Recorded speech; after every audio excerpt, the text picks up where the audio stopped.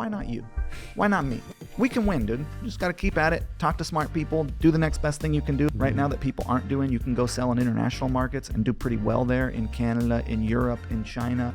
Google will eat more of the advertising business than it already has. I think Google has more data than Facebook, and they should be a more successful customer acquirer than Facebook. Google just got embarrassed in the AI space. Like, Google wants to win, and they've got every reason to win. And if I'm betting on one company, I'm betting on Google. Welcome back to season 3 of Chew on This.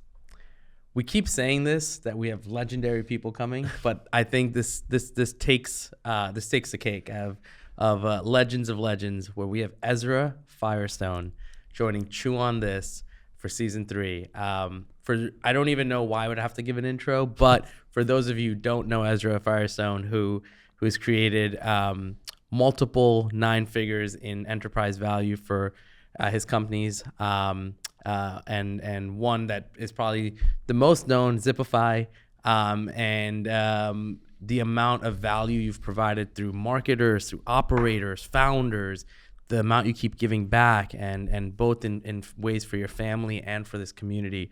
It's just inspiring. The fact that you've made time for our community, thank you.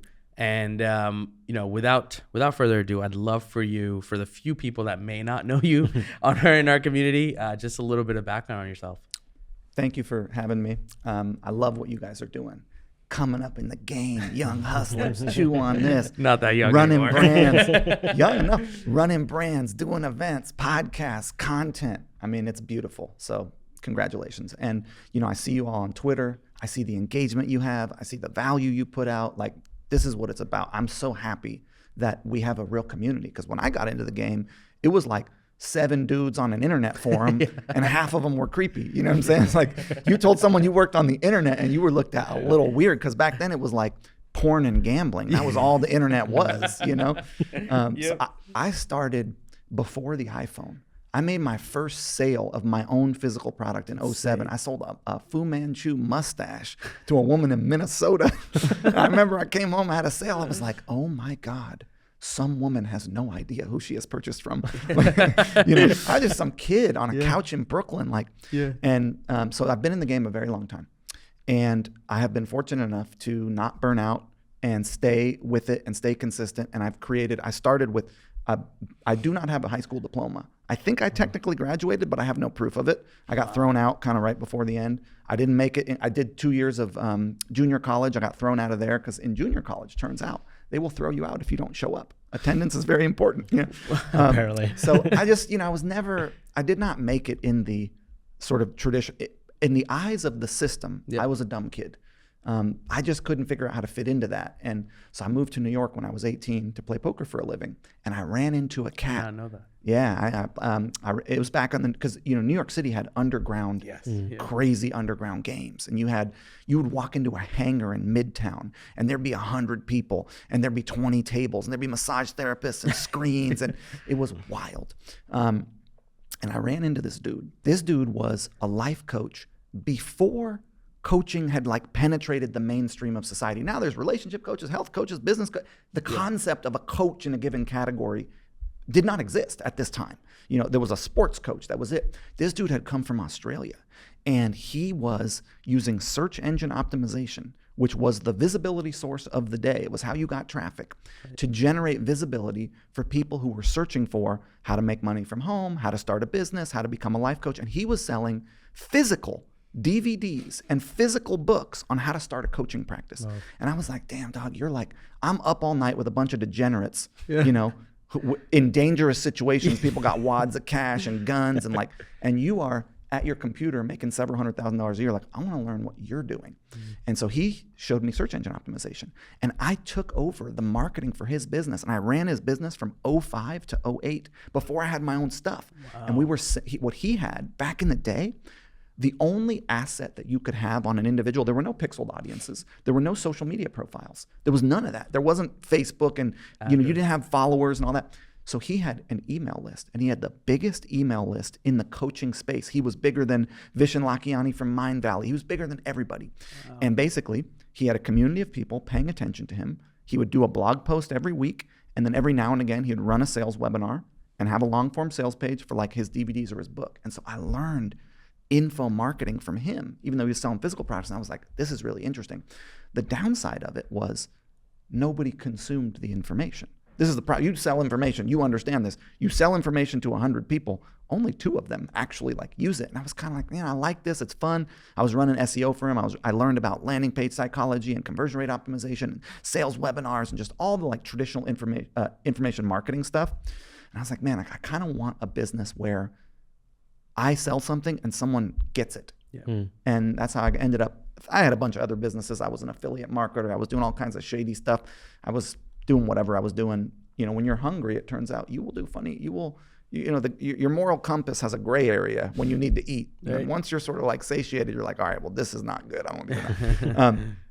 So I found my way to dropship e-commerce. Before China, it was American dropshippers. It was people in Minnesota who made bar stools, or people in Arizona who had made gift baskets, and like you would sell their products on the internet. And I started from there. I was America's #1 mullet wig, afro wig, Elvis wig, clown wig,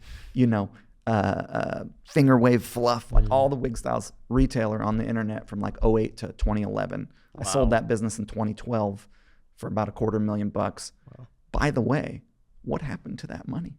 I do not know. The best I can figure what happened to that $250,000, dude, is like diesel jeans and like a new computer. My wife and I think we're like, what happened to that money? And this is something we should get into later, which is what sinks businesses is financial mismanagement. Yeah. And thankfully, I made there was not people like you to learn from back in the day. So I made every mistake you could make, but I did it when I didn't have a lot of money. And so as I was able, thankfully, I did not get rich quick. Took a long time. And so I learned how to like navigate the game. So I've been doing this a really long time, and I was fortunate enough to be picked up by Shopify when they were first starting their education. There was nobody talking about e-commerce, right? It was like I was running these e-commerce businesses, and mommy blogs had come out, and I was kind of like, man, I like talking about this stuff. I'm going to do a blog about it because maybe there's other people who will be interested. And I was kind of the only voice.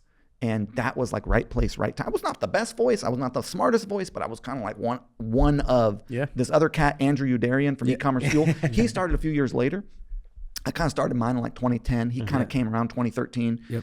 And so Shopify was like, hey, a side story here before we get to the Shopify thing is I was BigCommerce's #1 affiliate. So for 2011 and 12, I put like 4,000 stores on BigCommerce. I developed a theme for them, and I was like BigCommerce all the way. And then the Shopify people kind of recruited me up to their office. It was like their affiliate manager, and they were like, hey, we know you're BigCommerce dude. Like, have you seen our technology? And I was like, nah, I haven't really seen it. Like, I'm happy on BigCommerce. I have a coding background. Like, I learned code. And they were like, yo, you got to check our stuff out. So I started looking at it. I was like, their code base is pretty good. Yeah. And the thing that they were doing that was different than BigCommerce is they were out there rubbing elbows, making relationships, running contests. Like they were like branding and marketing outside of the e-commerce space. And I was like, I bet you these people are going to be more successful.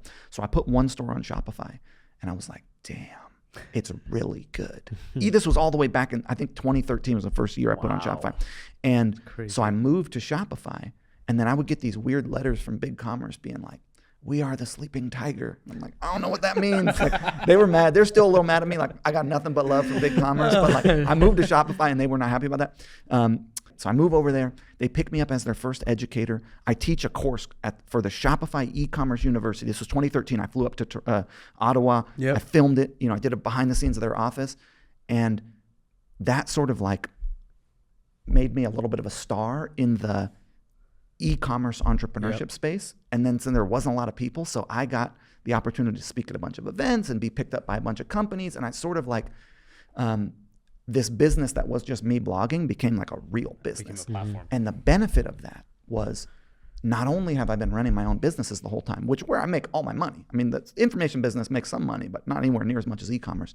But I have gotten the opportunity to relate with and engage with and meet and connect with and see the problems and issues and wins of thousands of business owners. So I have a pretty good sense of not only my own experience, but the lived experience of our community, because now it's been 18 years and I've been running a mastermind for like 12 of those. So I have a pretty good sense of what it is like to go from do-it-yourself entrepreneur to now, I think my businesses will do like 80 million this year. and I'm just some dude. Like, I'm not anything special. Same. So if I can do this, anyone can do this, you know, but it is consistency. And then there's some things we'll talk about, some specific like ways in which you need to show up if you want to be successful. You know what's crazy? Like this for me is such a full circle moment, because when we started our agency, was it 2016, right? There were 3 people that I learned from. It was Tim Bird, it was Shackelford, and you. And so like, this is like awesome to be able to sit down with you and like actually talk through whatever we're going to talk through. I appreciate anything and everything you've ever put out, because it helped shape me as a marketer, businessman, everything. So I appreciate that. Yeah, man, my pleasure. I mean, this is my goal, right? Like, what I want is more, I think entrepreneurs affect the world in a really important way. Yeah. Like, you are the change maker. You're the one who's out there generating resource and using that resource towards causes that you find noble to support your community, your family, things in the world that are important to you, which from your unique lens and background is going to be different than mine. It's like, I want to empower that, because I feel like I grew up on the lower end of the economic spectrum without resource. I mean, like, for real. And I didn't really understand I first of all thought people with money were assholes. You know, this was just like, what, just, you just have, when you're poor and everyone around you is poor, there is that sort of like, you know, uncommunicated, you just get that conditioning somehow. Yep. But now I feel like, no, like, people with access to resource are very important, and we should create more of them. And that's what you guys are doing. So took your lead. Took your lead. That's awesome. No, you touched on such incredible parts of your journey. I wanna kind of put a microscope on a couple of things. So you're built into this platform, into Shopify, and obviously you see the journey of how people are building today. I think somebody said Shopify will be $1 trillion business one day, which means that should have bought the stock. Yeah, I was just gonna ask you. I wonder if you got some early stocks there from Toby. But you know, even when we had Harley on the episode in season 2, I love that guy, and he's incredible. And just the way they're building this ecosystem, I'm curious on, especially with what you built with Zipify, right? And how did that journey come? Because you're going from this part of e-com businesses through Shopify. Now you have, you know, your info part selling, and then I'm assuming you learned so much that you started to create tools. But I'd love to understand that journey. So, yeah, the way it started is, when you grow up poor, you are resourceful, right? And there's a concept in farming known as permaculture.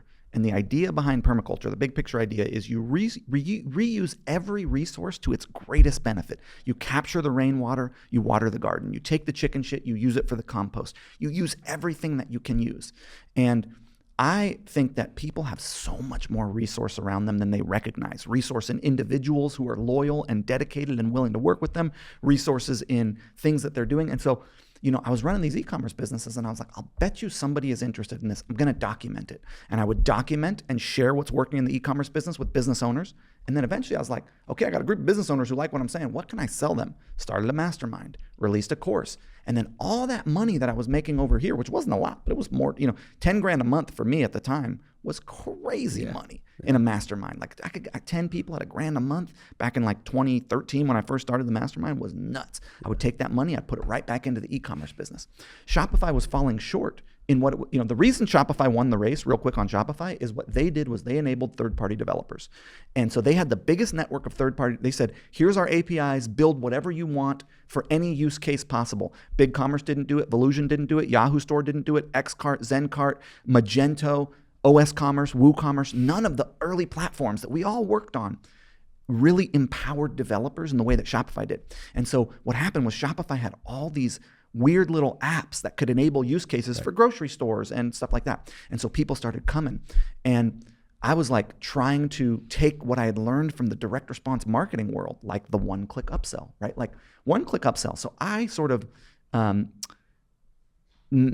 named that for e-commerce. It wasn't called one-click upsell before I started calling it that to brand it, but it was like a post-purchase upsell that was available. There was a shopping cart called One Shopping Cart. You remember this old school information marketing shopping cart? And you could write a JavaScript code that what it would do was just suspend the order, and it would allow somebody with one click, without having to enter any more information, add something on. And the amount of money I made with that selling the life coaches stuff. I was like, we have to do this in e-commerce. Shopify didn't allow it. Yeah. So I built my own checkout. I hijacked Shopify. So basically what I would do is I'd have a store. Someone would add something to the cart. They would click checkout. I would direct away from Shopify, have them go through my own checkout, process the order, process the upsells, pass the information back into Shopify. It got to a point where I was processing about $1 billion a year. And Shopify was like, no, you can't do this anymore. This is too much money. And so basically I was just looking for because I failed miserably at a development agency. I think I sold $4 million in development and lost $30,000 over 2 years. Because I had a real issue at that time in life with boundaries. And boundaries are very important. And I've learned a lot through my relationship with my wife about what my boundaries actually are. I just didn't even know how to identify what my boundaries were. But basically in that development business, I would sell something. It'd be like 20 grand, let me build you a Magento site. And then they'd come back and want this and want that. And I would just kind of keep doing it. Yep. And I didn't know how to be like, no, like the service has ended. If you want more stuff, you got to pay me again. Right. And so that was just like a miserable failure. And I thought, okay, I understand the e-commerce buyer cycle. I understand the e-commerce business owner's mindset. Like I know the technology that I have with Shopify is missing elements. How can I do this? And I thought, oh, if they pay me every month, then I will have the money to continue to service them. It's like software as a service is smart. And so that's the first thing I did was actually a WordPress plugin. So back in the day, you could, on Amazon, you could gift a product you could say, hey, I'm going to give you my product for $1. Here's a 90% off coupon. And they would buy it and then they would leave you a review. And so you were basically gifting product. This was totally not against terms of service at the time. And so I built a WordPress plugin that delivered one-time use coupons for Amazon business owners. And I sold it to the Amazon business crowd. Spent 20 grand on it. I made $600,000 in sales. And I was like, oh my God, software is a great business model because the profit margin is so much better than e-commerce. Ridiculous. So yeah, I basically just looked for what my needs were and what the product couldn't do, and then I just add on to it. And I think there is still room. I think we're at the very beginning of all this. I think you guys should have a software product at some point. Let's talk. No, I think that leads into the question where it's like, that is something we've always talked about. We're continuously talking about. We always pinpoint the problems that we're having on a daily basis with the brands that we have, right? Yeah. I guess the question for you, right, is you have the brand that you're working on day to day. Yeah. Okay. You find a problem. All right, I want to build a solution for it. How do you handle and like delegate your time to actually doing all these things? Well, I'm no longer the CEO of any of my companies other than Zipify, and I'm about to not be the CEO of that. Wow. And, I think go deep before you go wide. Mm-hmm. So get something really working, truly. And I believe you guys have that with your event business and your podcast and your brand. All those things are working. As you develop, what you start to figure out is like what you are truly good at.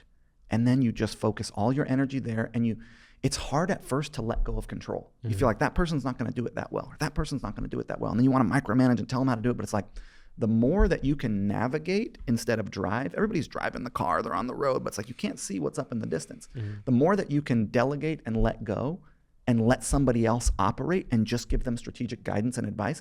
And the way I had been learning this lesson, and I've been able to do it and like manage teams, but I didn't really learn it until my business got purchased. My business got purchased by private equity.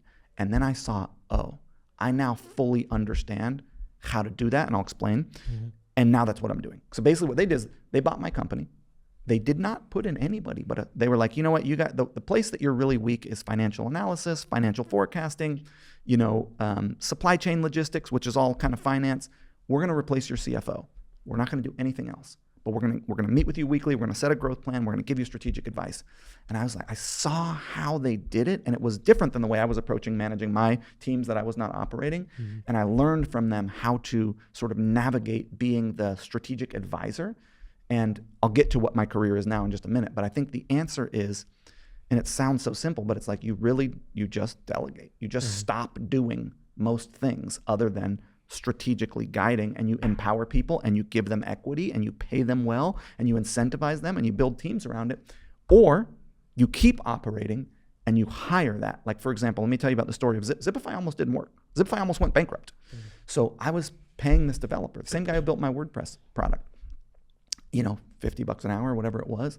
And I was about $500,000 into Zipify in 2014, which was a huge sum of money for me at the time. I didn't really start making money until 2016. From 2005, when I first started, until 2015, so 10 years, I don't think I was able to pay myself much more than $100,000 in a year, if that. Those years were hard. And I really started, maybe a little more, but it's like I didn't really start making real money until about 10 years in. So I had invested kind of everything I had into this app, and it just wasn't quite done. And I thought, these guys who are building it, they're not just doing what I'm telling them. They're coming with ideas. They're bringing intellectual property. They're like adding to the product. And I thought, let me go to this cat and say, look, dude, why don't you cover development because it's cheap for you? And I will bring sales and marketing. And let's go 50-50 on this thing. If you believe in this product, you believe it's going to work, you could have half of it. And so basically you be generous and you give equity to people who are important. Because if you can find something like Molly Pittman, who runs Smart Marketer, you can't, like that woman, I will pay her anything. She's so good. And so it's like, imagine if you can get another one of you, driven like you, smart like you can find them, So you got to find the right people. So I gave this guy half the company. And we split, and then it was like expenses off the top 50-50, which is a way that I like to do partnership. I like to do partnership, expenses off the top 50-50. There's, of course, nuance to that, and we can talk about contract and all that. But like that way, it's a clean deal. Everybody is contributing. And so then Zipify went from like about to shut it down because I'm running out of money to now it does about $10 million a year in revenue at like $2.5-3 million in profit, and it's growing. So it's like moves like that. Like I could have been like selfish, like I'm gonna borrow money, I'm gonna figure it out. But I was like, nah, dude, come with me. Like let's do this together. That cat is in Ukraine. We have 80 employees in Ukraine working out of bunkers and shit. I mean, it's like they're at war. It's gnarly. And so they're one of the only companies in Ukraine who can bring in money from the West. And so it's like a patriotic thing to be able to work and make money because the economy's shut down. He never moved here. He didn't. No, he's happy. Have you met them? Yeah. They're good people, I don't know if I answered your question, but I think the answer is, you don't take on more than you can actually hold, because then you will run out of steam. And you find really good people and you empower them, and you be willing to let it take a while. Something that you're getting off the ground, like even if it's imagine you guys want to start a piece of software. I can connect you to developers. Okay, so it takes you a year to build it. You're slowly building it. You're taking your time. It doesn't have to be fast. The thing that I have learned the most in business is actually slow growth is so much better. I almost ruined Boom. I went from 3 million to 20 million, 2015 to 2016, and it broke everything. Marketing broke, supply chain, it broke I had 7,000 unanswered support tickets. I had literally a month with like 5 people backlog, we had got a negative reputation out of it. Like fast growth is difficult. Slow, steady growth. It's a beautiful thing. Yeah.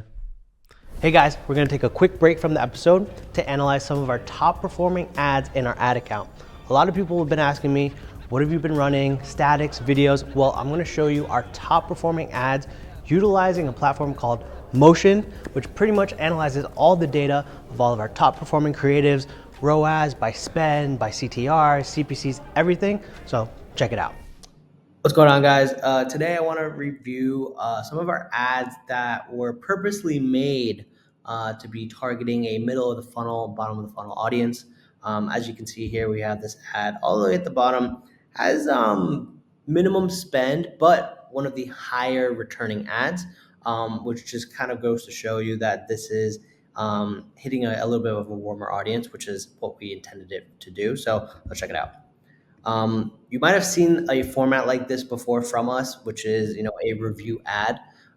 Typically what we do is we'll kind of fill the entire ad up with the review. That will allow us to almost hit a top of the funnel audience, because it doesn't really have the product. It doesn't have too much context. It's just giving you the context of, hey, this product has helped me achieve X goal. This kind of pushes people to click on it to learn more, right? What I wanted to do was turn this into a middle of the funnel style ad, bottom of the funnel style ad, where the formats just changed ever so slightly, right? So what we did is we added the review on the left side of the image, but on the right side, we have really close-up shot of the product as well as the offer, right? So we're not really going after that top of the funnel audience. We're going after people who already know what the product is. They've seen it before. We're hitting them with an offer to make sure that they come back. And then on the review end, we're highlighting the most important things, right? So if you're ever running a review ad or a community post ad, something with a lot of text, yes, you can still have a lot of text on it, but make sure to highlight the key things so that people who do want to skim, they can easily, right? So like I said, this ad has spent around $3,000 in the last 14 days. It just kind of lives in our ad account. It's in our ASC campaigns. If it gets spent, it's great spend. It's super profitable. Like I said, our break-in ROAS is at a 1.4. So this is contributing to the overall blended return of the ad account. Really decent CPC, really solid CTR. Overall, just a really good ad here. Like I said, if you want to start adding creatives into your ad account that do hit specific audiences, these are the type of ads to do it, right? Review ads, social proof ads. You don't need another ad set or campaign to hit the audiences. If you're going broad in your ad account, just make creative to hit the right person. And this is a way to really do that. So if you're looking to create more retargeting style ads, this is a really good format to use. Review, product, offer, boom. Hopefully that helps. If you're looking to sign up for Motion, click the link in the description for a special offer today. Now, let's get back to the episode. I think you live by this, serve the world unselfishly and profit. And I feel like just in the starting part of this episode, all your thematic and moralities lie around, of course I'm making money, but my approach has always been unselfish. How much of that though is like, I feel like I can agree with you on delegation and finding your counterpart and then fueling them. But how much of it is also like where you are, your network, what applicants you get on Indeed versus who you find? Because it's like, I think one thing we're challenged with, okay, and I don't want to blame that we are in this random town called Kearney, New Jersey, okay, but like one thing we're telling is like our talent pool is challenging. It's to, out of every 10 people we may hire, we find one really good one, right? Versus like if you didn't have to go through 10 to find one, your path and your journey is a little bit quicker to finding success. What's been your people finding success ratio? Okay. 1, I have always been virtual from the time I was in Brooklyn on a couch. I want to be able to stop in the middle of the day and take a bath with my wife or go on a walk. Like I don't want to have to go to an office. I'm a bit of a hermit, believe it or not. Like I'm like a charismatic hermit. I can come out and mix it up, and then it's like I want to go home and be alone and like make stuff and think about things and so I went virtual, which enabled a talent pool all over the world, right? Number 1. Number 2, I believe so much in hiring friends and family. My first 30 hires were friends and family. The downside of that is you end up with a homogenous group who all thinks and looks the same, which is that is bad. But you get loyal, affordable people who you can train. And so I have done a lot of friends of friends, friends of family, and bringing them up. The issue there is senior leadership. You can't build that way. You need to get people who are senior. So I've been like, you have to go out and poach or hire senior people. I think the answer is, again, speed is not the issue. If you go through 10 people and you get a great one, hey man, rock and roll. So the process is go through 10 people every now and again, you have yes, you're going to burn through some people, but there is also the responsibility on the business owners to cultivate greatness. And the way you cultivate greatness is you set strategic plans. So when someone would come in, I'd say, hey, in 3 years, you are going to be the best social media manager in the world. And here's how we're going to get you there. These 7 blogs, which at the time was, Practical E-commerce and Social Media Examiner and, whatever they were. They're going to populate into a Slack channel. You're going to read those 2 hours a week. Whatever posts are compelling to you. You're going to write notes in a notebook. You're going to go through these courses, one every month. This course, whoever's course, Russell Brand, whoever it was. You're going to go to these 3 events, and we're going to meet weekly, and you're going to tell me what we should do in the business. And then we're going to do it, and we're going to monitor it, and we're going to give feedback on it. And so basically you give people a a way to achieve a goal, and you set the expectation of greatness. Like, I want you to be the best. Now that you're paying attention to this, what else should you be doing? What else should you be reading? Who else are you talking to? And so, like, I build people. I invest in them. I give them a goal, and I show them the way in which that their wealth can, because most people do not want to be entrepreneurs. I used to think everyone should be an entrepreneur. Terrible advice to give anyone ever. I do not recommend it for anyone. You have to be out of your mind to want to do this. It's like the kind of responsibility that falls on you at the end of the line to support your family, to pay everyone's salary, to fund the 401k, to guarantee that money comes in, to handle the conflict that invariably comes up in groups of people. That is so, to deal with the guaranteed failure of some portion of the business or the entire business. Like, it's chaos and intense. And what a lot of people like is more stability than that, is something that's more linear, is where I can check in at 9 and check out at 5 and give it my best and then be free of this drama. Like, that is a much better strategy for a lot of people's mentality. And there is nothing wrong with a career. And by the way, a career in digital, they can work from home on their laptop. One of the sort of epiphanies I had about information marketing, you guys can take this, is everyone in information publishing, the way they make money is selling opportunity. So what I saw back in the day, I used to go to this, are you guys too young to remember the book, The Millionaire Mind? No. Okay, you remember that? T. Harv Eker. Yeah. So T. Harv Eker was this cat, and he had this thing, The Millionaire Mind, and he had these events, and they were called like Never Work Again, and this life coach dude, who I was running his whole business at this point, we'd go speak there, and you'd get, 3,000 people in a room. You pump up the air conditioning so everyone's all cold, and you hoorah-rah, and you get them all riled up. You get them dancing and telling them that anything is possible. This is what the strategy was, right? You're feeding them caffeine, and you're showing them millionaires, and whatever. And then people will get on stage one after another, and they'd be pitching like, okay, here's my newsletter money machine, and here's my, whatever have you. And I did this thing where I was like, all right, we're going to go on stage. You're going to pitch. This guy's going to pitch this, his life coach business opportunity thing. And it was usually like $2 or $3 grand. It was the ticket of what you're selling. But you're going to have poker chips, and you're going to throw them into the crowd. And the poker chips are going to be worth $1,500. So half off. We threw these poker chips in the crowd. You had ladies from Iowa diving on tables. Like, it was chaos, dude.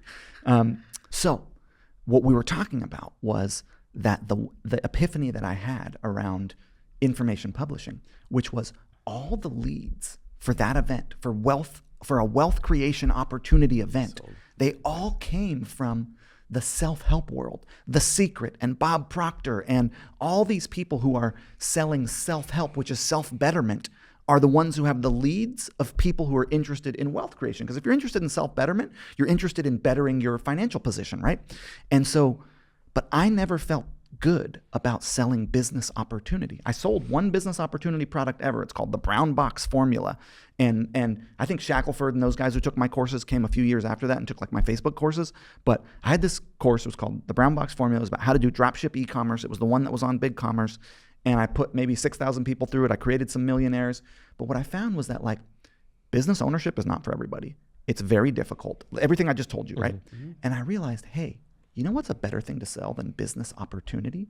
Is business education. Knowledge. And Smart Marketer, the whole idea behind Smart Marketer is we are business educators. If you have a business, we're going to help you make it better, right? And if you want a career in a business, we're going to show you how to train my traffic person, become a traffic person for an e-commerce business, become a social media manager for an e-commerce business, become a copywriter for an e-commerce business. Like, we're going to train people on career education. And I think the opportunity is in creating opportunity for people, but I think business opportunity is actually the wrong direction to go, even though that's what everyone thinks they want. It's not, mostly those people aren't successful, right? Anyone who starts a business, most people aren't successful. And I think career opportunity is actually a much smarter set of information to sell, because way more people are successful with it. That's right. And then to go back to serve the world unselfishly and profit. Here's what I think about that. It is my tagline in business. It is how I try to navigate the world. And I believe it to be a description of the way things are. It's not a mandate. I'm not telling you to do this. I'm not saying this is how it should be. I'm saying the way I see it is, if you are in a role of service unselfishly, truly doing your best to bring value, you will profit from that. And if you take into account the happiness of the people around you, what happens is you end up way more successful because you got a group of people around you that are happy, fulfilled, enthusiastic, feeling good. And like, if you just know that you're going to get yours, don't worry about yours for a second. Just show up and try to help everyone else and try to make it feel good and try to make it a party, try to make it fun, and try to make the best thing you can possibly make. All of a sudden, you're super successful. You do profit. That's just kind of how it works. So I think it's more of a description of how I see the world. And it is also my intention. Chew on This is sponsored by one crucial strategy that we just can't ignore as D2C brands, and that's email and SMS. We'll be sending a ton, and guess who's our go-to? We use SendLane. It's not just another tool, it's a revolution. With real-time segmentation, you're reaching users with precision when you hit send on that email or SMS. Their reporting UI, you may ask? It's a breath of fresh air. Simple, straightforward, and gets right to the point. No more sitting through confusing data and random charts you have no idea about what it's saying. And here's the crown jewel, their customer support. Round the clock, weekends, holidays, 24/7, 365, always open like 7-Eleven. No exceptions, they've got your back always. If you want to elevate your email and SMS game and you're tired of what everyone in the industry is used to using, check out SendLane and see why SendLane is the name that's buzzing in everyone's ears. Dive in and you'll thank us later. Now, let's get back to the episode. I had one question on, when you look at today's ecosystem. Yeah. And you look at the world post iOS for e-commerce, or the world post AI for copywriters and information knowledge, and just the world post development of pretty major changes since 2020. Yeah. Okay, in 2021. When you look at it for the new people and the new founders today, like we have a strong cohort of watchers and people who consume our knowledge that are newer founders or startup founders. I hate the word advice because it's like we're commenting on something that you know is so new that maybe but how do you look at it? What's your lens? So for new people, okay, my experience is new entrepreneurs approach their business the same way they approach their sex life, which is hard and fast, which is not the most pleasurable way to go about business or your sex life, right? Mm-hmm. It's like you have to be willing to take a breath, slow down, and do the best you can. And like the fundamentals are what are going to win today. Yeah. It's the same stuff. It's, hey, do you have the best creative? No. You better be spending 10 to 20% of your marketing budget on influencer. You better have a good ambassador program. Those are still the best videos. They're still the best. You can write a sales video. You can do whatever you want. I'm spending $17 million a year on influencer and ambassador videos to sell my stuff. Still the best thing, right? Do you have the most optimized sales funnel possible? Are you continually making everything better? Are you working on your cart abandonment sequences, your post-purchase sequence? Are you continually listening to the feedback? And you could use AI for this. Download all your reviews, pipe them into AI, find out what people don't like. Oh, they don't like the componentry? Change the componentry. Like, you have to just do the fundamentals. It's like at the highest level of sport, the simplest things are what are effective. It's not the fancy stuff. It's all the fundamental stuff. And for us, it's not that complex with e-commerce, right? I've been in all the business models: information publishing, services agency, affiliate marketing, physical products, software, all of it, right? Speaking, coaches, authors, all that. You got three components, okay? Marketing, product, support. Marketing. It is the same level of difficulty for every business. For our little industry, it's actually harder because there's only a million Shopify store owners. There's 2 million Shopify store owners, but like 100,000 of them actually make money. Like, it's like, the dirty little secret in software is most people using the software don't actually make money with it. That's just the reality. So you got about, let's say, 200,000 potential customers. Marketing is going to be a little more difficult for you because that's a tiny little group of people, and I'm trying to reach them too. And so is everyone else, right? But marketing is basically getting someone to know that you exist and then getting them to like you enough to say yes to what it is you have to offer. That's right. And then the product has to, the best promise wins in the marketplace, not the best product. Whoever makes the best promise. But your product has to live up to the promise that you made. So you got to make your product good. So marketing is the same level of difficulty for every business. We can talk about the ins and outs of it, but you have to do that well. I think you guys teach that, right? Mm-hmm. It's like, okay, anyone following you is going to have good enough marketing if they actually do what you tell them. right? I trust that. I see you guys. You know what, look at this. You're fine. Okay, product. This is where most people fall apart, right? Is they do not continue to innovate in the direction of product. I have basically one product that people come to buy from me, and it's only half my sales. The other half of my sales come from products nobody came to buy from me, but they liked me. They liked what I had to say. They liked my brand. So they buy all this other stuff. So you have to like keep making your products better, keep making new products. Product launches work so freaking well. And it's not all of them work, right? Like I had 4 product launches last year and only one of them was a home run. And 2 of them fell flat on their face and one of them was a base hit. But if you're not developing, you're never going to find the one that was a home run. I've been doing this 18 years. I'm a good product developer. I understand how to survey the industry, survey my consumers, look at the price points. I know how to make product. And I still was only 2 out of 4 with only 1 being a real success. Like that's right. So you got to make product, okay? And then support. Support is people, right? And for e-commerce, it's easy because it's just refunds and it's like low-level knowledge work. No offense to support people for e-commerce, but support for software is so hard because the knowledge worker has to be smarter than the business owner using the software at the software. But support also is sort of analogous to your team. Are people having fun? Are they well paid? Do they have autonomy? Are they supported? Do they feel they can express themselves and see, like, when some shit goes down, can they say, hey, this didn't feel good, or I think we should do this differently? Are they empowered to make things better? Yep. I tell people, look, you're an entrepreneur in this organization. Like, yes, there's a corporate hierarchy, and I am above you in that corporate hierarchy, and so are all these other people. But as human beings, we are of equivalent value. And what you see from your position within the corporate structure is just as valid as what anyone else sees, and I want to know what it is. If you see a way we can make our products better, you see a way we can make our customers happier, you see a way you could be enjoying your work life more, if you see a stupid, this all happens in all of our business, but some structure that we have, we're doing this meeting or we do this process this way, and you're like, this is so dumb. Why are we doing it this way? It makes no sense. Tell your manager. Yeah. And hey, we may not take that feedback every time, but we want to hear it. And we will incorporate as much of it as we can. And so if your team is empowered like that, now all my best ideas come from support, the people on the ground, looking, seeing what's happening. It's like, I no longer am the originator of any some good ideas, but it's like the team feels like they can direct the ship and they can be entrepreneurs from within the organization. So I feel like, product, which is really hard for software and really hard for information because information goes out of date quickly, right? And software is a code base that it's front-end engineers, back-end engineers, QAs. It's a nightmare. It's a never-ending rabbit hole. Shopify changes something.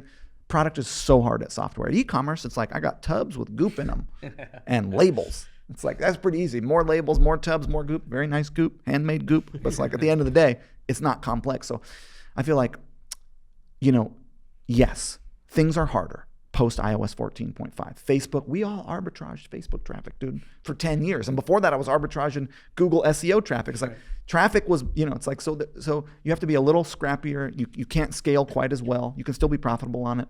You got to have multiple traffic sources. But at the end of the day, even though things are more difficult in certain areas, things are way easier in certain areas. Think about if when you first got started, Shopify was as sophisticated as it was. If there was as many apps as there were, if there was as many suppliers as there were, if there was as much education on how to do things right, it's like, it's also easier than any time it's been.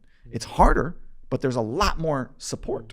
So I feel like every year someone tells me, oh, it's so hard, I can't start. It's like, well, every year people are starting. Yeah. So you got to just start and take the steps you can take and navigate the difficulties. And some people have it easier than others, One question around, I feel like I could have a very technical conversation with you about how to maybe set up ads and run this or talk about CRO, but then we could have another conversation very high level, right?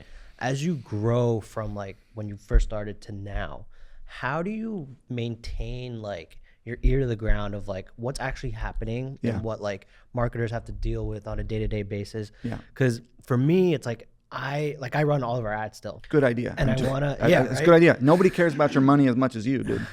I agree, right? It's our money to spend, and I want to make sure it's being spent right.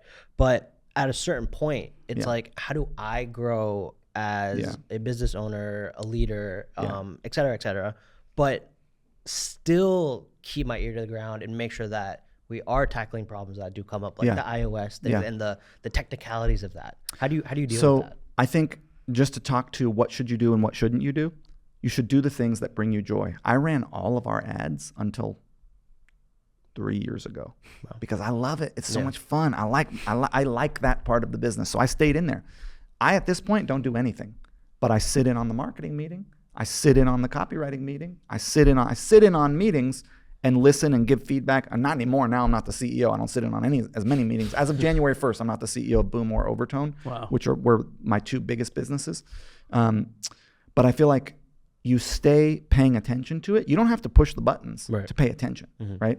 And what I did was I took a guy, an advertiser, and I just worked with him. He'd just sit alongside me, or we'd be on Zoom. We'd talk about what's going on. Eventually, I passed ads to him, but I brought him up myself. Now we have an agency in-house. Smart Marketer has an advertising agency, so they do all of our ads. Molly has built that out. But I feel like the answer is one, do the things that bring. It sounds to me, just listening to you talk about it, you like the ads. Love it. I love and hate it, but I love it. But you love it. You don't want to let anyone else do it because you're like, So it's like, do those things that are fun for you, but still pay attention as much as you can to everything else, but be willing to let someone else make the decision. If you put a leader in and you say, you are in charge of marketing, or you are in charge of, ad development, or you are in charge of product development, you have to go with what they say. You have to give them feedback and help direct them, unless they're failing miserably. But you got to give them a chance to lead. And a lot of times what happens is CEOs or founders don't ever give somebody a real chance to lead. They just keep taking it back. Undermining their decisions. Like, you kind of got to let somebody run. And I will tell you, here's a little thing that you would never guess. Smart Marketer lost money when I handed it to Molly. Okay, so I stepped away from Smart Marketer in 2017. Smart Marketer's business at that time was a mastermind. It was information courses, digitally delivered courses. Okay, we had shut down all of our events, and we weren't yet doing the live mentorships. We started the first live mentorship, which was Train My Traffic Person. Home run success, because it was career opportunity, right? But still, with the amount of overhead it had and information, dude, you know how much information there is? Like, when I started Smart Marketer, there was nobody. Now there's so many places to get free information. It's so hard to sell courses. For years, it lost money. It lost money 2017, 2018, 2019, 2020. Probably lost 100 or something grand a year. Not a lot, but like, it was not, but I could just see it was building. Something was there. And ultimately, the agency offer, which is, hey, we will run ads for you. We will write emails and do SMSs for you. We'll be your marketing arm for businesses that are big enough. Now it's like a $8 million business, super profitable. Wow. But the information publishing piece of it, right, is break even. We figured out how to get that to break even. Blue Ribbon, which is my mastermind, I carved out because it kind of never gets big, never gets small, sort of stays. It's just me. I took that out. That was always profitable. That does well. That's high ticket items. Great business always, but they require you. People are buying it for you. They want your coaching. They want your attention. So it was separate from Smart Marketer. But it was like, we had to find the right offer. And Molly found the right offer, which is, hey, we'll do it for you. We'll use our courses as a way to generate leads. And if we can get that to break even, that's great. So that's break even. We probably do $2 million a year in courses.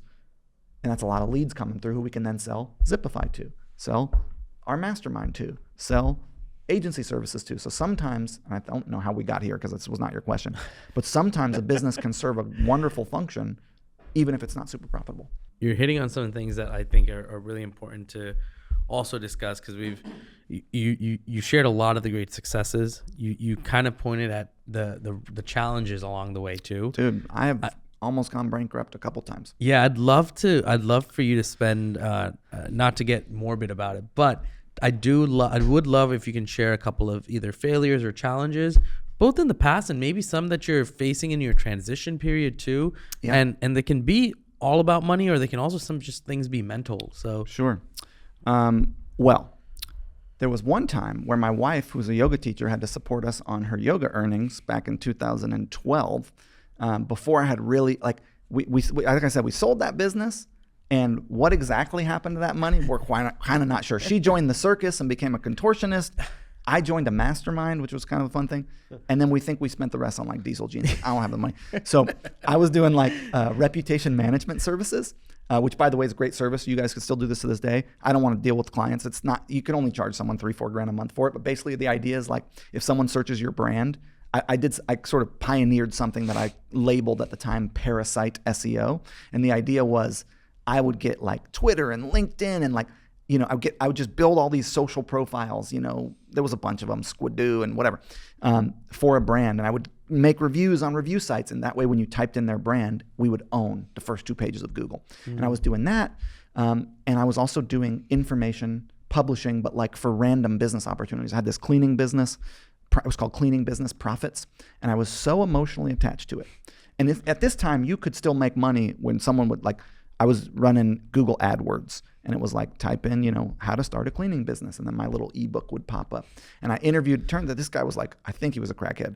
I interviewed him at 6 a.m. on a wahiwa on the island of Oahu in Hawaii. And I recorded the interview. How do you do it? He had a cleaning business. But when he showed up, I was like, damn, this dude looks rough. Yeah. He was like living out of his car. In any case, I interviewed this dude. I made this ebook, and it's like he had good information. He looked rough, but I just was paying him for the interview, and I was selling I took his interview and I turned it into an ebook. And I was really attached. I had one that was catering business, Cash or something, that worked really well. And so I was doing little business opportunity ebooks, and I could not let go of this. I was so emotionally attached to it, and I lost $30,000, which at the time was a lot of money. Yeah. So that was tough. I tried to build in 2021 an SMS app to compete with SMS Bump and whatever the other ones are out there.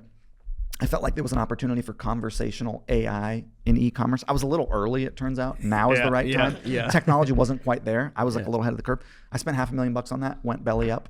Wow. Couldn't sell it, couldn't get it working. And it's like, I know software, I know e-commerce, I have all the leads in the world. Yeah. I should be able to make that work. Can you touch on what caused it to go belly up? The product just wasn't good enough. Yeah. It just wasn't quite good enough. Because I was trying to differentiate with automated AI, integrated Apple Pay, which now is easy. I had all these ideas of how to make this cool, and I couldn't quite build it yet.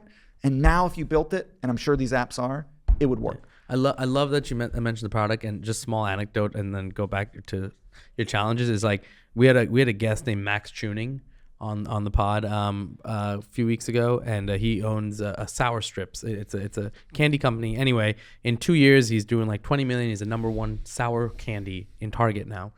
But he mentioned something that's stuck with me now for since he's mentioned it. And he said, great product is a prerequisite now.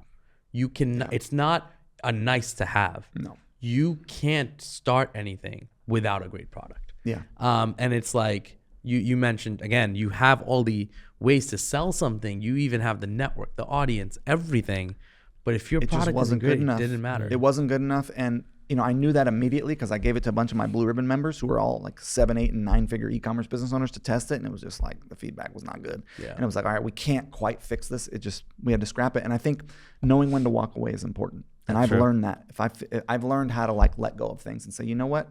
Some things there's just good energy and it's just working and it's starting and it's going well. And some things it's just feel like you're just slogging through peanut butter and you just can't quite get it. And eventually you got to give it a try, but eventually you have to learn how to call that. You may or may not know this. My daughter, she passed away about 8 months ago to the day. Her life was, she was born premature, 3 months premature. And we spent about a year inside a neonatal intensive care unit across 4 different cities.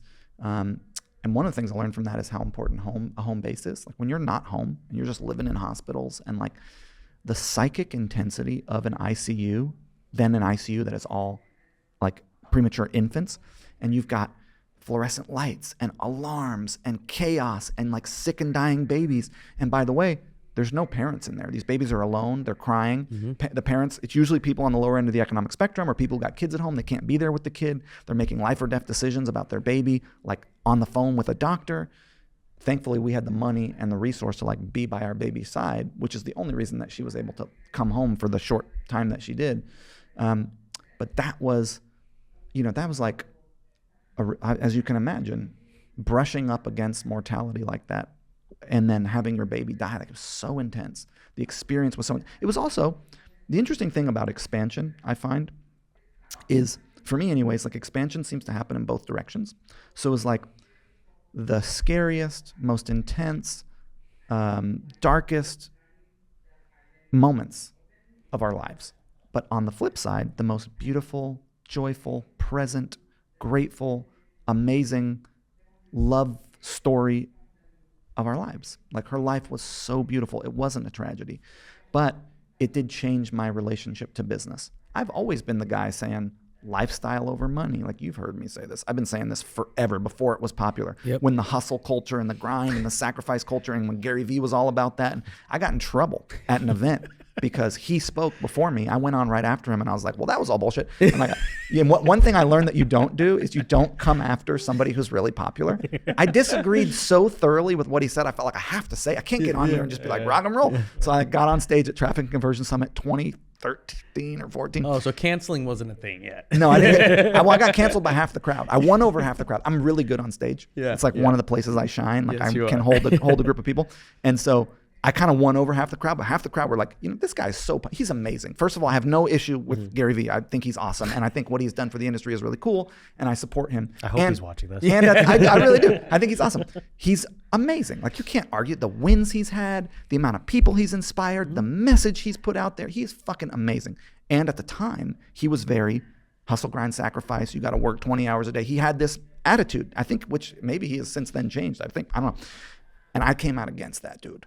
And it did not go well. I got in trouble with the organizer of the event. What are you doing giving shit to our keynote? Like, it was a whole thing. But like, back to Audra, like, I've always said what matters in life, where the juice of life is in intimacy and connection and relatedness with other people and your friends and your family and your community. Like there is nothing that you can get that is going to bring you fulfillment. You can't have fulfillment. You can't get fulfillment. You can be fulfilled. It is an internal thing. It is an inside job. And there's no amount of money or success that is going to change that. And if you can't have it here and now, love, intimacy, fun, gratitude, fulfillment, connectedness to your world, enjoyment, here and now, you won't get it there and then. It's not coming for you. There's no amount of shit that you're going to get, money you're going to make, things that you're going to change that are going to change that for you. It is an attitude. It is an internal viewpoint. It is the way in which you judge your world. And Audra, I think had she not come through and like shaken us up on that level, I don't know that I ever would have done what I've done now, which is I'm not in charge of I'm no longer a CEO of any company other than Zipify, and I'm replacing myself. It's like my relationship to work is even more structured. And I think the hardest thing for entrepreneurs is setting boundaries around their work life, because you have your phone on you all the time. You have your computer on you all the time. You care about it. They did a study where they had an entrepreneur and business owner look at their brand logo and they had moms look at their babies, and the same part of the brain lights up. So it's like, you love this thing. You think about it. You care about it. You're, as a man in society, you're told the more you produce, the more money you make, the more valuable you are. And it's very hard to set boundary and container around that. Yeah. And I think that is one of the things that a gift that Audra has given me is like just a whole different relationship to work. Now, of course, I'm sitting here super rich, very successful. Like I'm good with money. And so to say this to someone who's like still hungry and grinding and struggling, Right. they're gonna be like, fuck off, you're rich. Like but I think there's like the issue with that. And hey, when you're young, when you're in your 20s, I grinded. I worked hard and all that.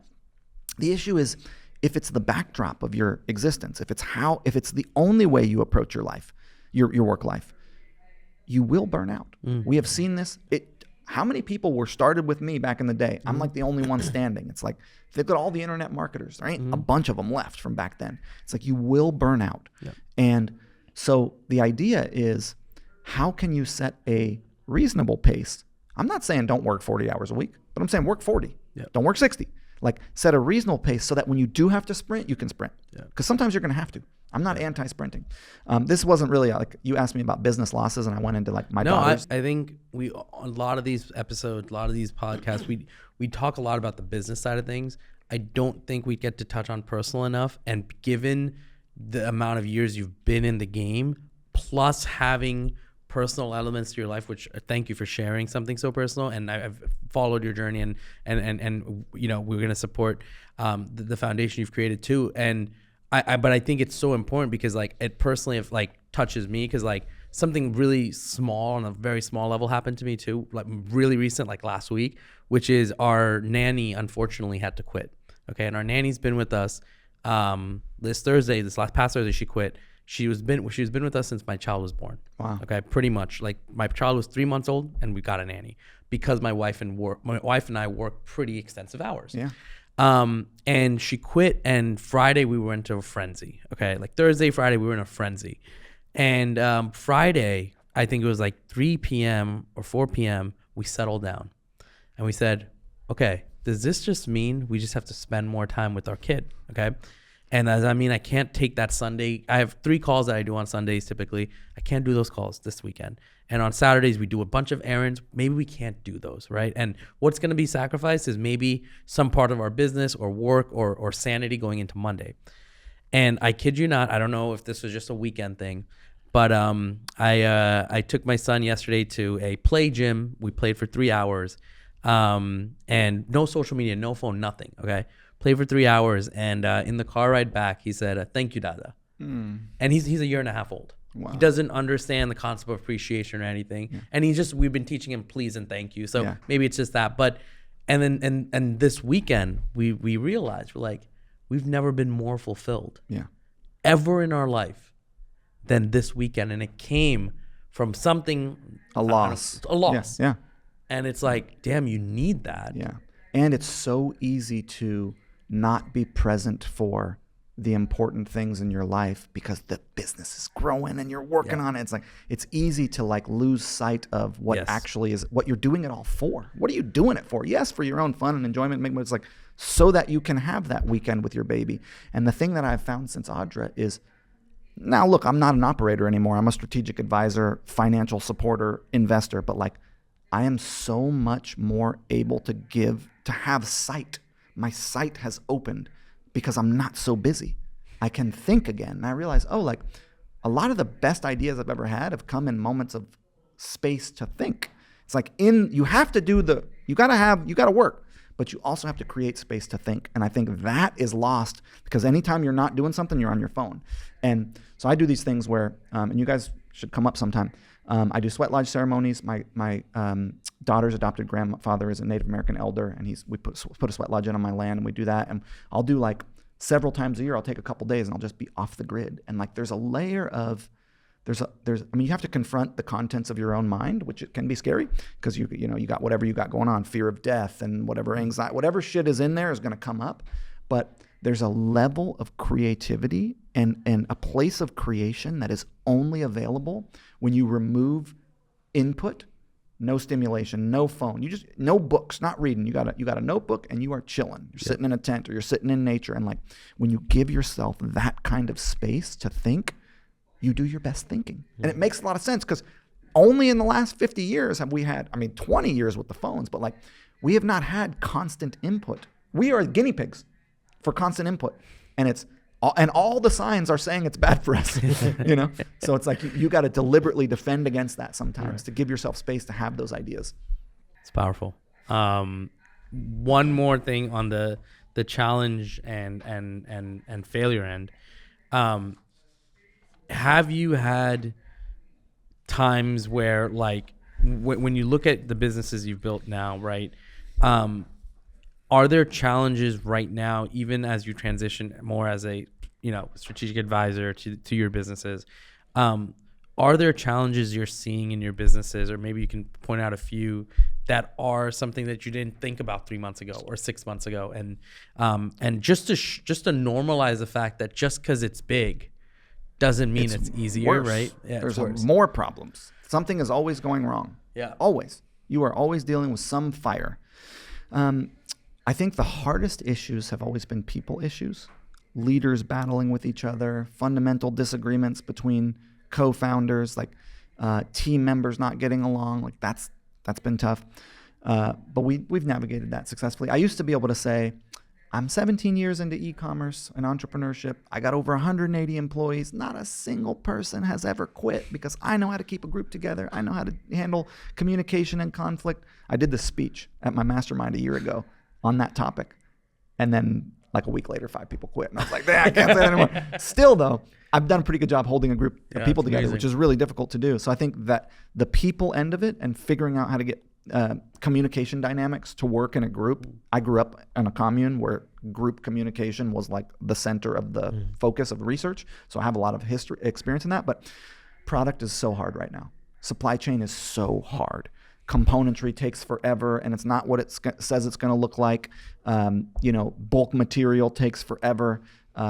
Cost, every supplier is just jacking up their cost. So I think that the toughest issues for us right now rely on in supply chain. And then, of course, we, just like everyone else, are smashed by Facebook not working that well, right? Like Facebook is so much harder than it was. And that was our core visibility channel. So we're investing a lot in Amazon. We're investing a lot on Google, YouTube, and the display network. We're testing television. We're readying for a retail entry. We're like doing all the stuff. If you had to put your marbles on one channel outside of Facebook, and you were like, hey, this is where I believe will be the next Facebook. I mean, I wouldn't say this is the next Facebook, but I would over invest in Amazon. Amazon is eating the world. Yeah. They're growing by like, what is it? I don't know, 5% like they were 47% of every dollar spent in America, and then they were like 53 cents the next year. Like it doesn't sound like a lot, but that is such a mind-blowing jump of the amount of commerce they're taking up.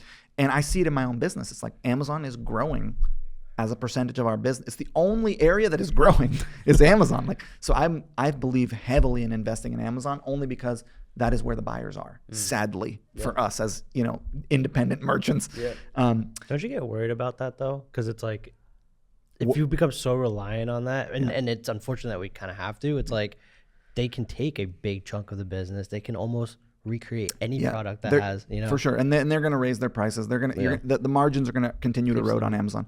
Worry is not something that I just have I don't know if this was because I was raised by hippies or what, but I don't spend time worrying. Like I'm just not worried. I'm like, all right, what is the issue? How do we navigate it? What can we do? I'm like looking to have a good time and looking to solve whatever the problem is. And like, do I think Amazon's going to continue to get bigger? And do I think that's going to cause me problems? Yes. Am I worried about it? No, because you just figure it. It's like somebody's going to win. Why not you? Why not me? We can win, dude. You just got to keep at it. Talk to smart people. Do the next best thing you can do. Like, you can win still. Yes, control what you can control. Yeah, you control what you control, and you can win. And it's like, there will be additional channels. Internationalization is a big thing right now that people aren't doing. You can go sell in international markets and do pretty well there in Canada, in Europe, in China, and there's a lot of opportunity there. I think that I think Google will eat more of the advertising business than it already has. I think Google has more data than Facebook, and they should be a more successful customer acquirer than Facebook. They're not, but they should be with the amount of data they have. And I think they're going to work on that because Google just got embarrassed in the AI space. Like Google wants to win, and they've got every reason to win. And if I'm betting on one company, I'm betting on Google, dude. I believe in Google.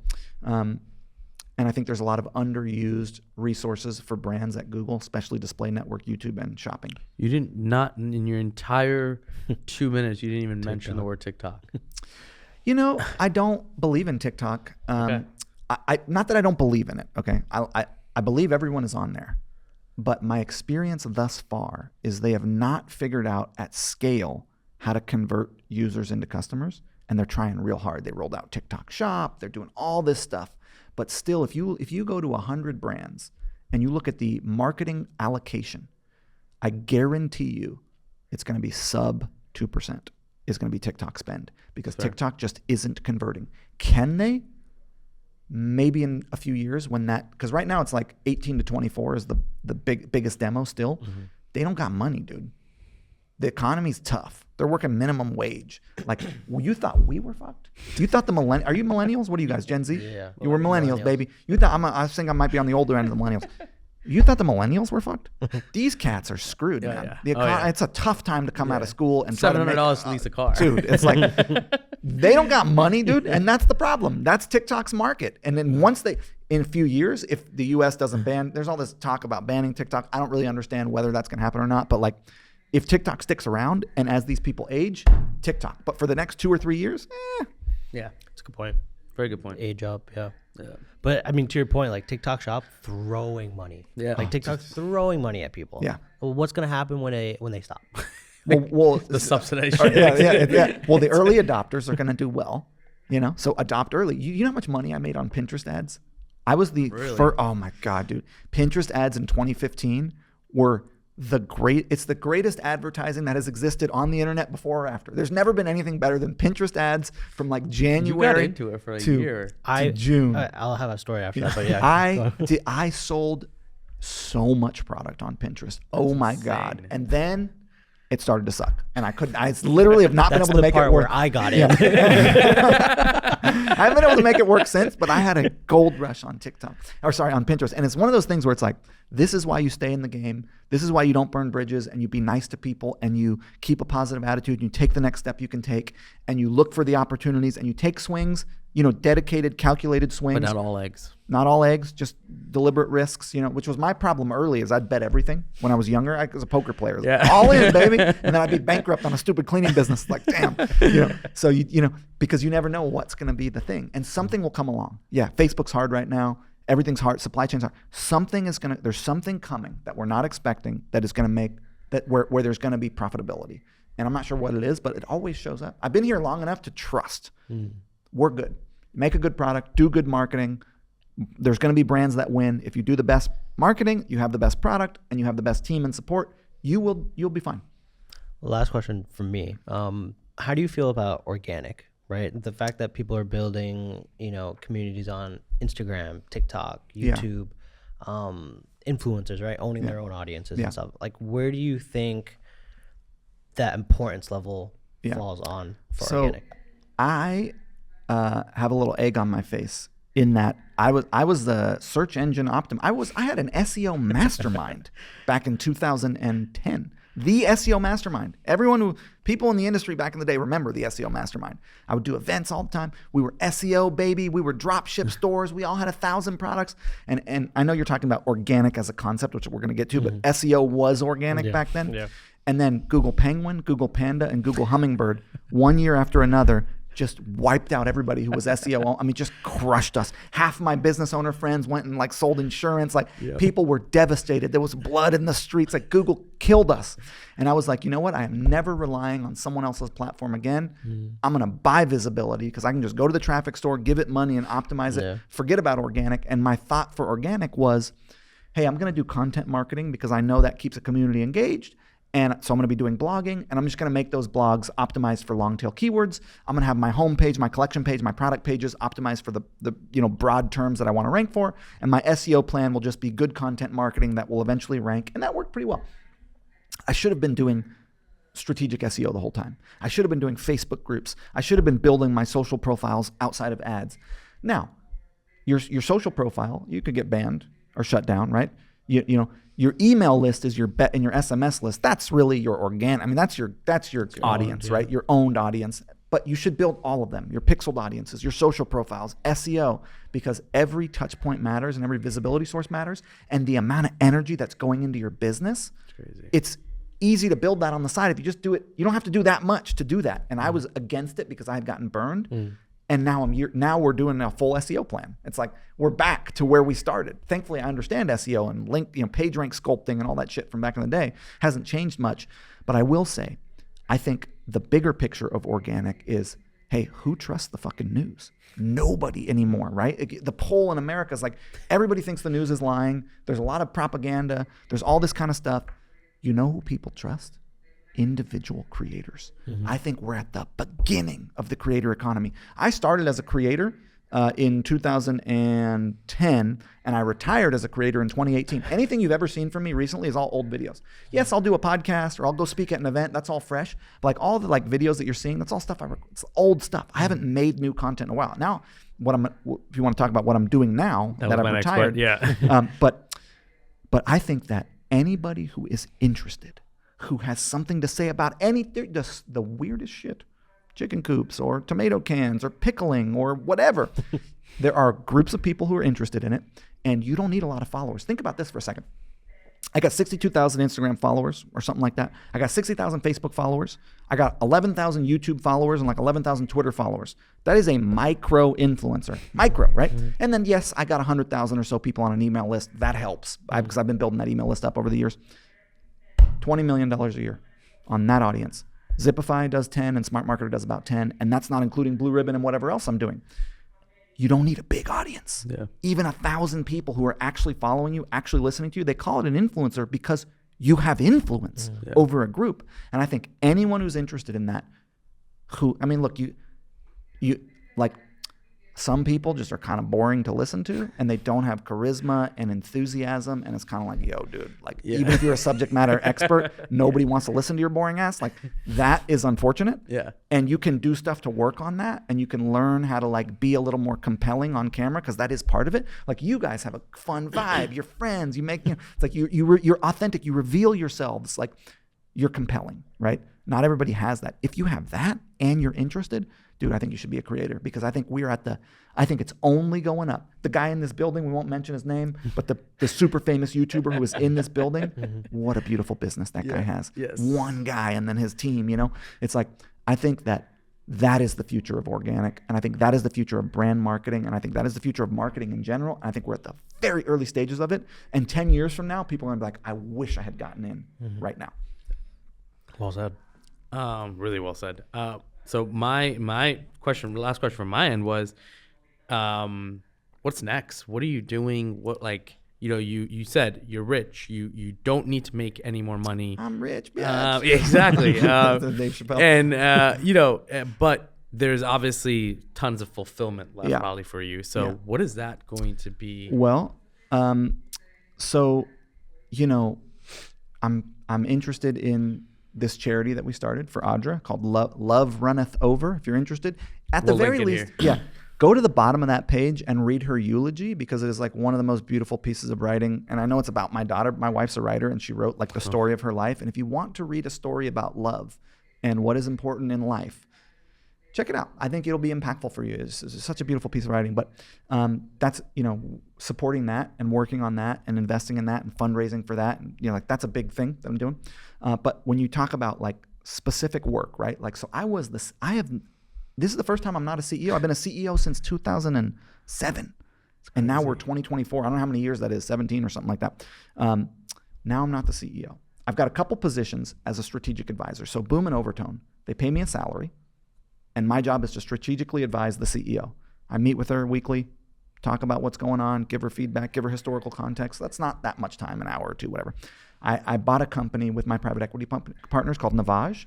It's like a nasal irrigator. It's in all the big stores. You'll see it's a really big company. I am strategically advising them on digital. So I have a salary from that company, and I provide strategic advice to the CEO of that company. But Boom and Overtone, you still have equity. I own about 30% of those companies. Yeah, but I'm not operating. I'm not running the companies. I'm not involved on a daily basis. I'm not in it. Because you own it, aren't you still emotionally attached to some of the meetings you have one-on-one with the CEO? I care about it. Yeah. I want her to be successful. But I also, like, dude, I ran that company. You're able to shut that off? Dude, I ran it from 2010 to 2000 and now. I ran it for 13 and a half years. It was a really wonderful ride. I enjoyed it. And if I'm still in the mix, bulldogging her, micromanaging her, telling her I think it's like, then she's not leading. Yeah. She's got to lead. I have to back out. Let it go. I'm happy. Something happens too when you make a lot of money. Like true wealth creation doesn't come from cash flow businesses. It comes from asset liquidation.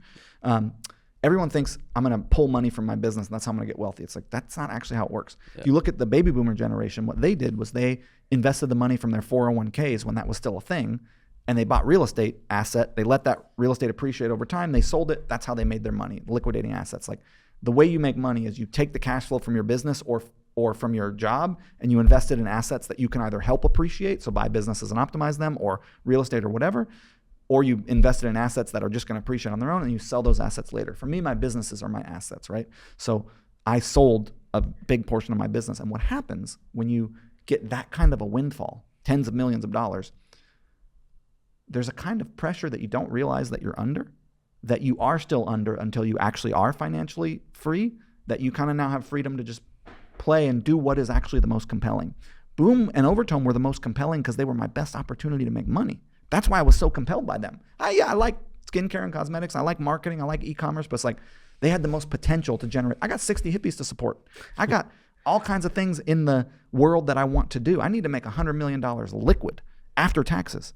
I'm getting close, but it's like to do the things that I want to do in the world. And so that's why. And so then once it's like, okay, I own 30%. I trust that leader. She's better than me. She is a better choice for CEO of those companies than I am. She's a beauty executive for 20 years. She's a woman. It's an all women team. It's like a bunch of women and then me in charge. I hired all ladies because it's beauty.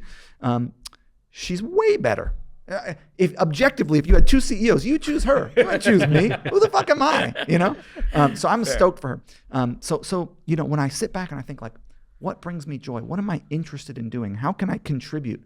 I don't fully have an answer to that, but I do know that I have two assets that require my attention at this moment. Zipify needs help. We're trying to sell it. We're trying to grow it. All the other companies are selling, Rebuy and Gorgeous, and all these companies are getting sold. It's Aftersell just sold. Aftersell, which are our competitors, like everyone's selling. It's like Zipify I'd like to sell, so I'm working on that. And Smart Marketer needs my attention because it's in a growth phase. It's the agency, like needs some people, structure, systems, processes, and things I can help it with. But like, what do I like doing? It's this. Yeah. This is the most fun for me. Talking shit, talking to business owners, sharing stories, giving ideas and inspiration. I spoke at this event in Miami called E-commerce Evolution Experience. Right? Yeah. Yep. Dude, last week? It was like last week. Yeah. So fun to be out there with people telling, it was so fun. And I made this lady cry on accident, but in a good way. So it was like, I think I might actually be going back to, I think I'm going to be a creator again. Wow. I think I might be going back to that. You heard it here first, guys. And I'm going to keep buying businesses, right? Like I like buying businesses. We bought this business, Navage, big business, mostly brick and mortar. We're bringing it to retail. I can advise. So investing and advising and pulling a salary from the company for that strategic guidance, and then having upside if it sells. I really like that idea, and I think I will spend. I probably worked an average of 40 to 50 hours a week. If I just look at the life cycle of my career, I probably work like 25 now, and just kind of because I want to work, I want to contribute, I have things I want to do, but I also am interested in like martial arts and a whole bunch of other things that I want to put attention on that I have not had time for. Wow. It's inspiring. Like Very the inspiring. full journey. Yeah. That's insane. Wow. One of your questions was, where do you get your business ideas from? And how do you decide which ideas and ventures to pursue and which might not be worth the time or resources, right? Yep. So for me, I look at what looks like the most fun. What is the most compelling and fun opportunity? Because if I'm having a good time, it has so much higher of a chance to be successful. So does it look like fun? Does it look like it can make money? Because like I said, I have very specific wealth creation goals. I am very pro wealth creation. I think it is important. I think if you figured out how to do it, you have a responsibility to do it. I think half the world is living in fucking poverty or at war or in some kind of crazy situation. And if you have the ability to generate resource and then use that to support whatever causes are important to you, you should do it. Should's a strong word, but it's like you could, so why not?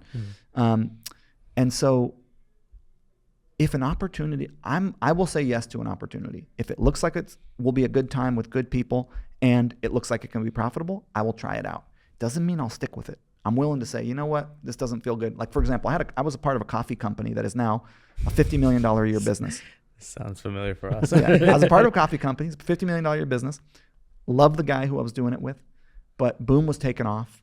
This was like 2015. It was not making money. It was, I don't know, it was like $5,000 a month or something. It was small. Coffee's hard. Margins are short. It's Very tough. familiar. Yeah, Very familiar. Yeah. And so I said, you know what? I'm going to stop. You can have my equity. I want free coffee for life. It's $50 million. I probably shouldn't have walked away from that. Yeah. But like I didn't have any energy to give it. Yeah. I just could feel that I didn't have anything there. So I look for what looks like a good time, what looks like it can be financially successful. And I kind of use that as my barometer. And I'm willing to have a small part in something or a big part in something. Like I'm willing to play. But you'll always say yes. I won't always say yes, but I will try to say yes when possible, because sometimes seeds that are planted take a while to grow. And I'm also not above. I spent $20,000 on a little Amazon soap company about a year ago. I've put about $100,000 into it. It's like that thing could be worth $1 million in a year, or 2 or 3. And it's like, okay, so I spent 20, and then I spent about 100 investing in it, which you wouldn't have had to spend that much. And it's like that is not a big amount of money for me. But dog, I came from no money. $20,000 is like, that's a lot of money in my old world. Now you have to look at it differently once you're dealing with big sums of money. But it's like I'm not above trying to make, if that thing can be $1 million business, I can sell that for $1 million. have 500K. I have a business partner, 500K on that, or let's call it there was 200K in costs, so we each get 400. I could build my mom a house for 400 grand on our commune. Like I could, I'm not above small plays. I'm not just trying to play big. And frankly, I think the perfect business is a 5 to 15 max $1 million business with 25 to 30% profit margins, low overhead, small team. It's like you make millions of dollars a year.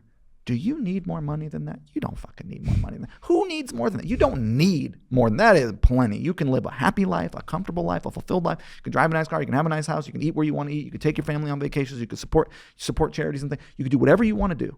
And it hasn't gotten so big that it is corporate and intense and there's chaos and you need debt. And like, it's like, you start to get 20, 30, 40, 50. It's like, dude, those businesses are so hard to run. I can tell you, I just retired from running 2 of them. They're hard. I love them. They're beautiful. I'm glad to have had the experience. But I feel like the perfect business is that little like 5 to 15, which isn't little, but is little in the context of the businesses that I'm buying and being a part of now.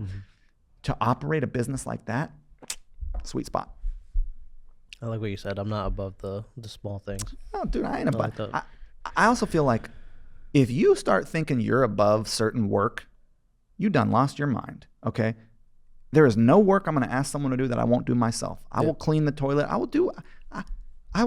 do what needs to be done, and I will do so with a positive attitude and with love, and I will do my best. And I don't think I'm better or smarter than anyone. I am as a description in a different spot financially and with experience. But it doesn't mean I'm better than somebody. It just means I have more experience and more money. And like, people tend to get a little full of themselves because we are told, oh, you're successful, you're so smart and amazing. And you kind of buy into your hype, or that can happen. But so you can't let that happen. You can't feel like you're above. Dude, 100 grand, what you could do with that? It's a lot of money. I'm not above that. I'm trying to make 100 grand. You want to make 100 grand together? Let's go, dude. I'm down, dude. Like, I'm all about it. So I feel like that attitude, that like beginner's mindset and willingness to be so grateful for any little opportunity. Like, I'm grateful that you guys asked me to be on this. You guys I'm not in the game anymore. You guys know about me, but you came into the game 10 years ago now, or 8 years ago, or whatever, when I was still prominent.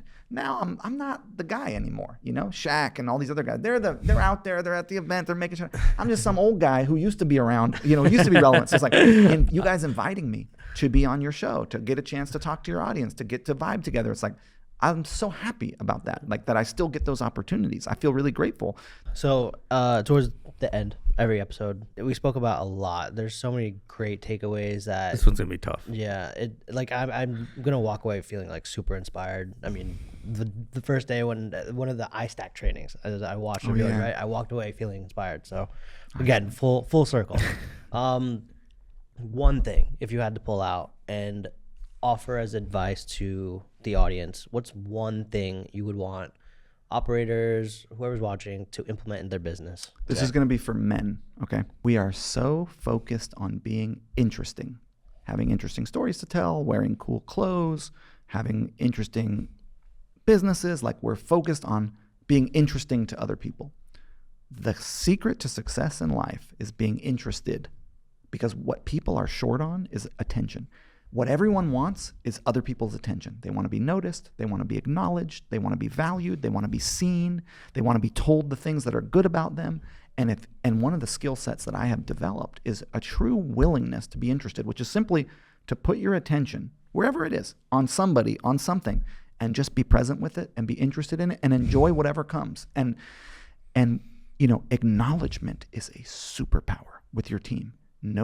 Everyone is starved for acknowledgement. In fact, everywhere they go, they're told that how wrong they are. They're not the right color. They're not the right size. Their teeth are too yellow. They stink. You need to buy deodorant. They're too fucking short. They don't make enough money. Whatever. They're just sold constantly how they're invalid and wrong. And when you can sit with somebody and be interested in them, or be interested in a subject matter and put your attention on it and acknowledge the good that you see, it will take you everywhere. It'll open doors for you. It'll like open up subject matter. And I think interested is the way to be, not interesting. And interested people, it turns out they're fucking interesting. So you kind of get the other side of it. Business, personal, however you want to define it, right? What is the difference between being good and being great? So to be good, you have to commit, right? You have to actually consistently put your attention in the direction of whatever the goal is, right? It's like you pick up the instrument 30 minutes every day, you will get better at it. The skill set that human beings want to acquire is the skill set of mastery, which is simply the willingness to put your attention in a specific area consistently over time. If you do that, if you're willing to put your attention, you're an ads guy, on the ads, an hour a day, and work on it and listen to ideas and try, you're going to get good. You may not get great, but you're going to get good. You have capacity for good in any area of your life. You also have capacity for great, but great takes self-awareness. It takes the ability to see yourself clearly, which is hard to do, right? It's hard to see yourself clearly and understand what is motivating your action and why do you think the things you do? Or is it because you're conditioned by society or your parents or your group of people? Or is it because you actually think that? What is motivating your desire for X, Y, and Z? Is it because you want to be seen as cool and make money? Or like, if you can see yourself clearly, then you can see where your strengths are. And you can really focus on those, and you can bring in other people to help you where you have blind spots. We all have blind spots. And if you can get people around you who can see your blind spots and you're willing to listen, you're willing to take feedback. And this actually, I think, is my superpower. This is like my secret, is I will actually listen to people. I will ask them for feedback, and then I will listen. And people around me know that I'm not going to charge them a price for telling me the truth. If they tell me, like a lot of times what will happen is somebody will have some feedback for someone, but they'll be like, the emotional price that I'm going to have to pay if I give that person feedback is far more than I am fucking willing to pay. I'm just going to shine them on. I'm not going to tell them what I actually think because I don't want to pay the price they're going to pay. The emotional baggage that's going to come at me if I actually tell them what I think.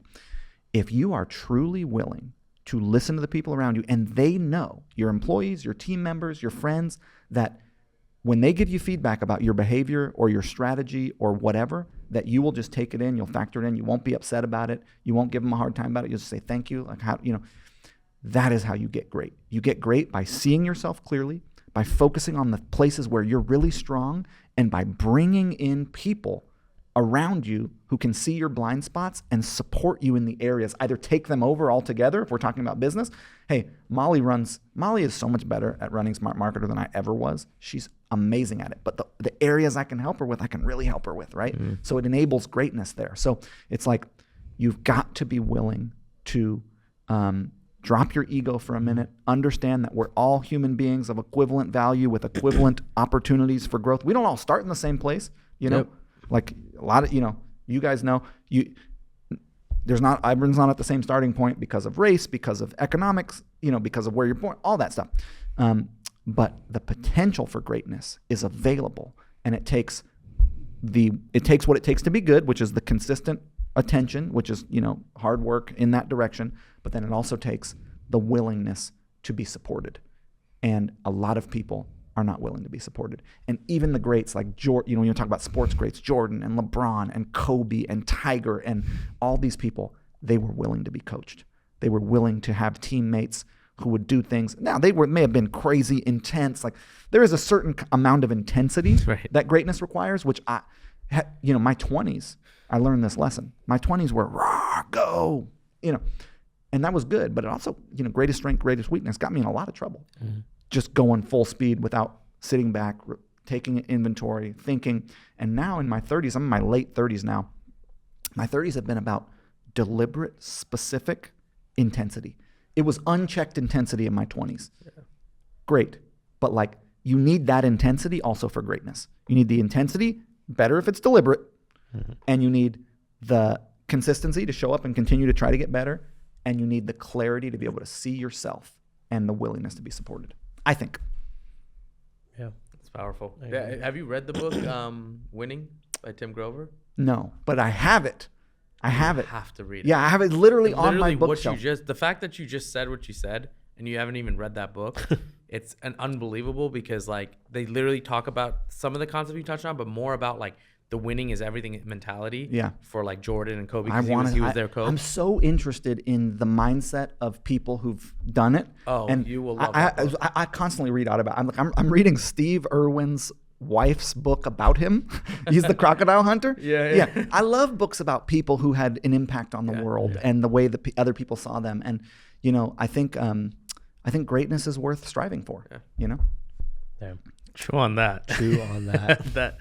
Wow. If you want more from us, follow us on Twitter, follow us on Instagram, follow us on TikTok, and check out the website chewonthis.io.